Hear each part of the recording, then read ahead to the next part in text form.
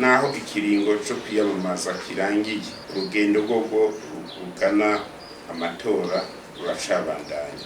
Nico gituma dusavye abahora mu myiyamamazo hamwe n'abenegihugu bose kuguma batekanye, kubahiriza amabwirizwa n'amategeko y'igihugu. Twibutse cyane ko ikiringo cari cagenewe imyiyamamazo caraye kirangiye. Ihadabu riva ku mafaranga y'amarundi ibihumbi 800 gushika ku miliyoni 4 nico gihano gitegekanijwe n'ingingo y'219 y'ibwirizwa rigenga amatora kuri uwo wese azofatwa ariko ariyamamaza inyuma ikiringo cari cagenewe mu kwiyamamaza.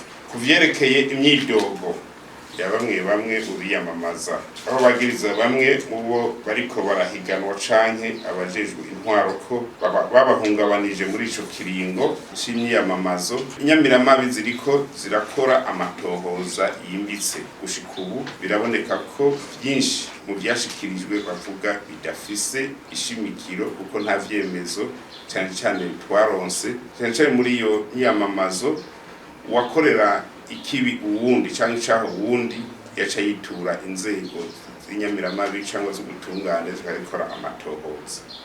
Ubushikiranganje bumenyeje ko ayo matoza kuri iyo myidogo yose abandanya kugira uwo yarahungabanije koko abiyamamaza abihanigwe hisunzwe amategeko uko woyoba ari umwansi wa demokarasi. Ku myidogo yuko hoba hari abaze amakarata yo gutora biyandikishije hamwe kumvo zitazwi, ubushikiranganje bufata ko hamwe vyoba byarabaye ababikoze boba nabo nyene ari abansi ba demokarasi. Ukamenyesha ko amatohoza abandanya akogwa kandi ko kuzokwagirwa n'icaha azogihanirwa cane hisunzwe amategeko n'amabwirizwa bigenga igihugu c'u Burundi. Tuboneyeho no gusaba uwo wese yogira ivyemezo bikwiye ko yobishikiriza inzego z'ubutungane kugira ubikorereko. Tuboneyeho kandi no kugabisha uwo wese azoramuka afatanwe ayo makarata avuga ko yibwe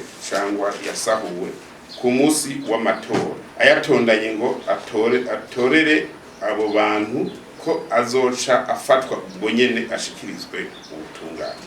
Abajejwe intwaro n'inyamiramabi basabwe gufata ingingo zose umwe wese mumwerekeye kugira ntihagire umwansi yikika mu kiza ngo ahungabanye abenegihugu biciye mu bihuha no mu bundi ubegito.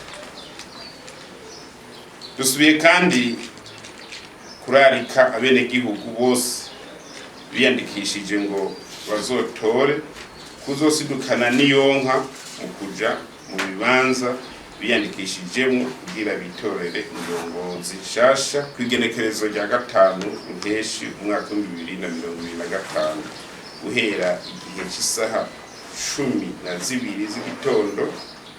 Tugiriye ko twibusa abenegihugu muri rusange na cyane abanyamigambwe abahurikiye mu runani rw'imigambwe hamwe n'abigenga, tutibagiye abamenyesha amakuru uzorindira batekanye bizova mu matora bizoshikirizwa n'inzego zibijejwe hamaze kwegeranwa ibizoba byavuye mu bibanza by'itora byose.